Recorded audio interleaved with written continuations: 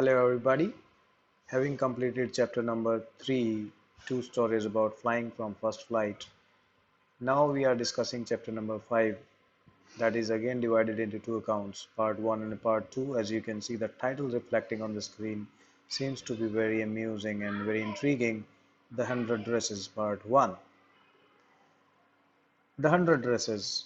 Now what it is all about. The chapter highlights and criticizes materialism, a word that is judgmental, where the people that are discriminated, they are judged on the basis of their appearance and on the basis of their possessions. That happens around us every now and then. This is a story about a young Polish girl. I will explain you what Polish is. Young Polish immigrant, a girl who is discriminated in school, who is looked down on by the classmates just because she is ill-clad, just because she is not wearing a flashy, snappy dress, just because she comes every day in a faded blue dress, and then she claims that she has a collection of 100 dresses. Now, what is this mystery of 100 dresses that a girl who comes from a poor family, a poor background, economic background, how can she claim that she has 100 dresses? We need to find it out if she was righteous in her claim or she was just boasting about it. But more importantly, people they judged her out of her appearance without realizing that appearances are deceptive and that a book should never be judged by its outer cover. Rather, we should take time. We should take time, analyze, we read through the people, we study them, and then only we should come to a conclusion. Talent and creativity are the parameters on which people should be judged. But unfortunately, creativity and talent they take a backseat. But ultimately, in the long run, they come out to be triumphant. Creativity and talent would definitely beat this world of materialism, possession, and appearance. Handsome is as handsome does, and beauty lies in within. It happens, we get judgmental at times. We may not welcome a new entrant who is coming from a different origin. We get biased, we get judgmental. Suppose a student is coming from a different state, far-fetched state, into your class. You would not feel very inclined initially towards the person just because he looks slightly different from you, just because he speaks differently, just because his complexion is different. So we need to rise above all these narrow prejudices. We don't have to be prejudiced at all. So we need to remove all those barriers. And we must stop discriminating people. We must stop judging people on the basis of their caste, creed, color, origin, nationality, ethnicity. We must stop it now. Let us see how grievous it was, how painful it was for that young girl. I have still not told you the name of the girl though. Wanda Petronsky. It is again not an ordinary name. It's effusively extraordinary name. So I hope you want to, especially girls, they would be all the more curious to know the things inside. So let me flash myself off the screen and tell you more about the chapter. So 100 dresses, there are some questions for us initially, written by Eleanor Estes. How do we judge the people around us? By their money, wealth, and possessions. Now, this is a question for you. You can write the way you consider it apt, right? Because different people they may have different opinions about it. So you write it accordingly. No answer can be wrong in this regard. But yes, it is right that sometimes we judge people by their money, by their wealth, and by the things they possess. Maybe like someone who you find, who you come across riding in a Mercedes or a BMW, you will have a higher degree of opinion about the man. You would definitely fall prey to uh, elitism. You'll consider the person to be royal and elite without caring for his manners, without caring to know about his behavior or creativity level. So, or is there something more enduring, more of more enduring value to look for in a person? Definitely there is. As I am repeatedly saying, that talent and creativity and behavior, they are rather more important virtues than material things. So now the next part, this story is a sensitive account of how a poor young girl judged by her classmates. As I told you, she was looked down upon, uh, looked down on, and she was considered inferior. And Vandra Petronsky is a young Polish girl who goes to school with other American children who were coming from royal elite families.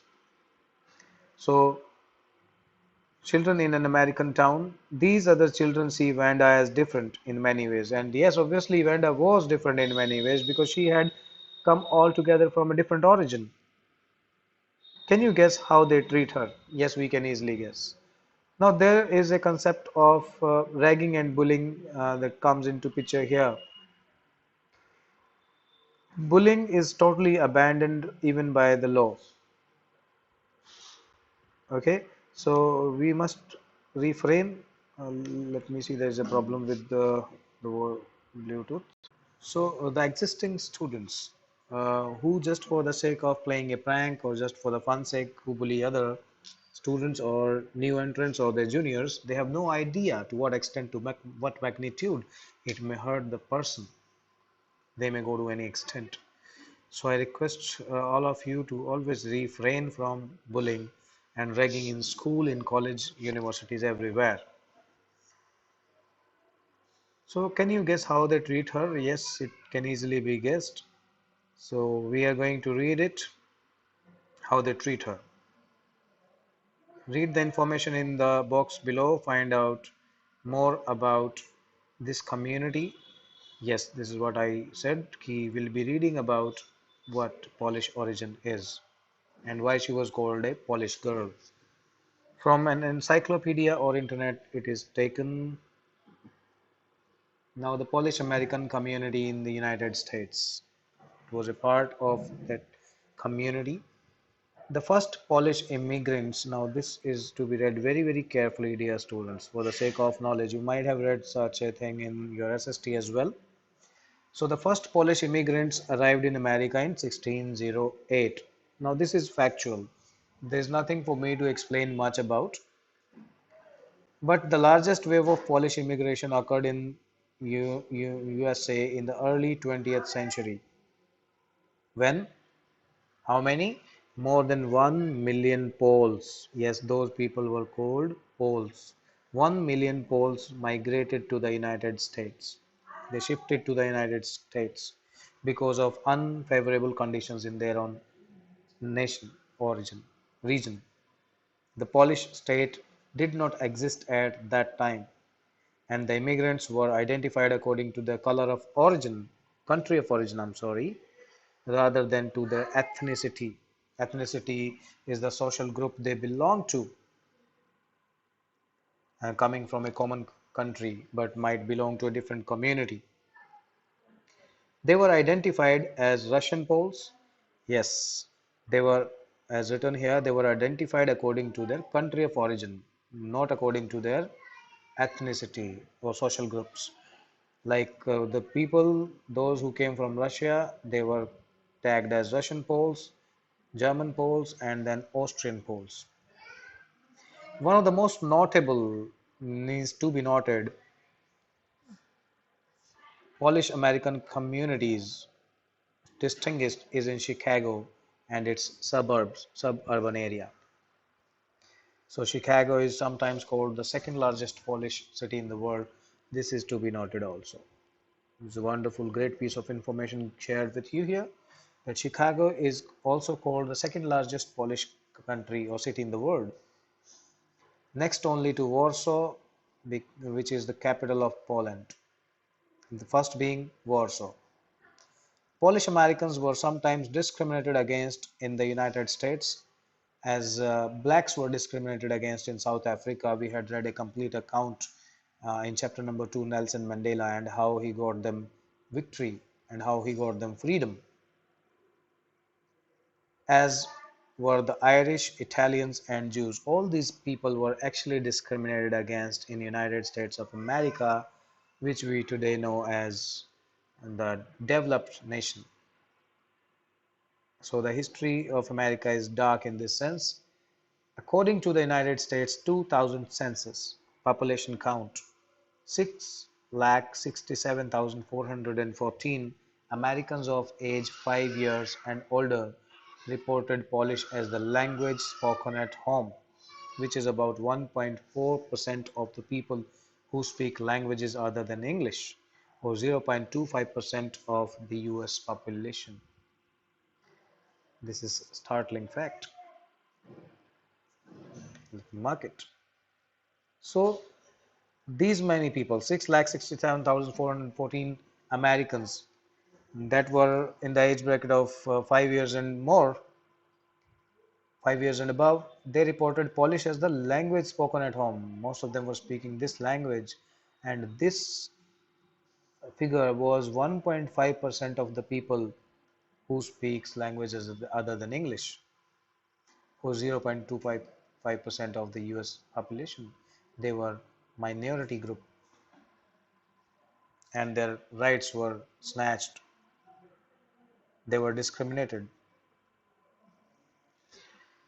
So I hope now you are clear about the Polish community.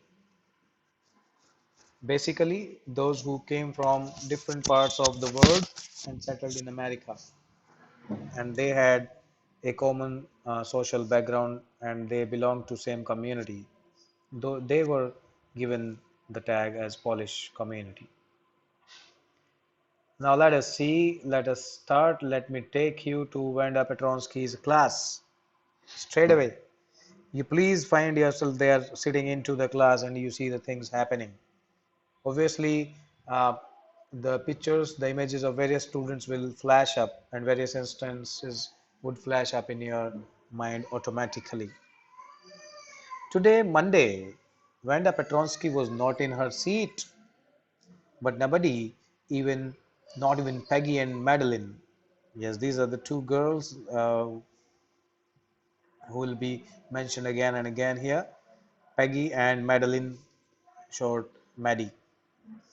The girls who started all the fun noticed her absence. Yes, who started making fun of, who started making mockery and making a jest, who started jeering at her, Peggy and Maddie.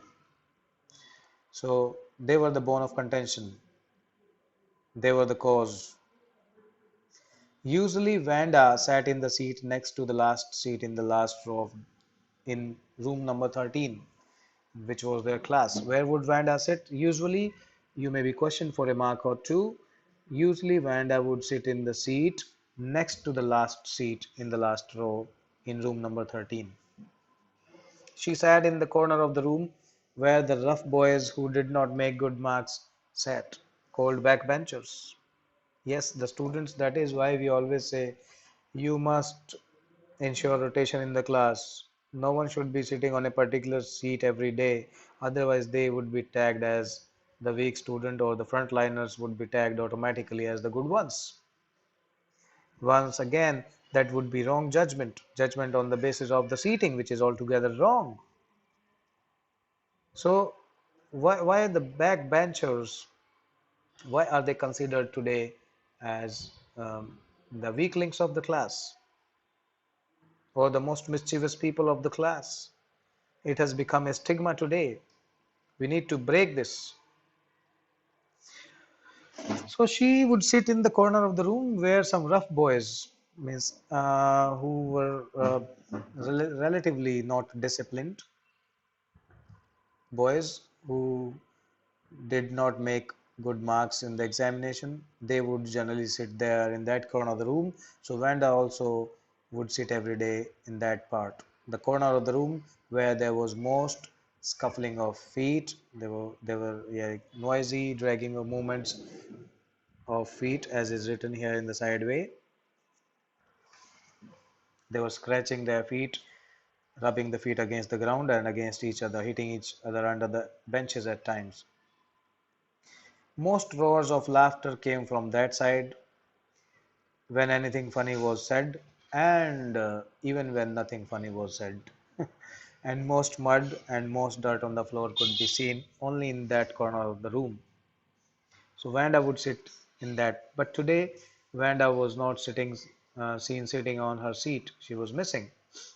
Vanda did not sit there because she was rough and noisy. Now you must wonder why Vanda would sit on that seat. Not that she was rough and noisy like those boys.